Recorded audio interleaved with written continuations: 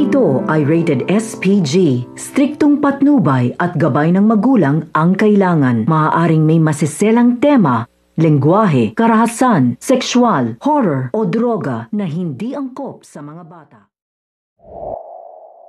Unti-unti ngang sinusuyo nito ni Doc Tanyag itong ang si Lynette ng si Annalyn, nang bigyan nga nito ni Doc Tanyag ng bulaklak nga itong si Annalyn, at tsak na matutuwa nga raw si Annalyn, sabi nga nito ni Lynette, at nag-aalala rin nga itong si Lynette nang dahil na nga ay nagkakamabutihang loob na nga itong si Doc Tanyag itong si Annalyn. Kaya naman nga pag nalaman nga ito ni Moira ay tsak malaking gulo na naman ang maidudulot nito. At nang matapos nga ang usapan nga nito ni Doc Tanyag at ni Lynette ay isang yanig nga sa East Ridge ang nagpagulat sa lahat, at ito nga ay lumilindol nga sa East Ridge. Kaya naman lahat ng tao ay pinoprotektahan ng sarili nila at pumupunta nga sa ilalim ng table para nga ay maprotektahan ng sarili nila. At dito nga sabay nga itong si Doc Tanyag at si Lynette na pumunta nga sa ilalim ng lamesa nang magkasama nga sila.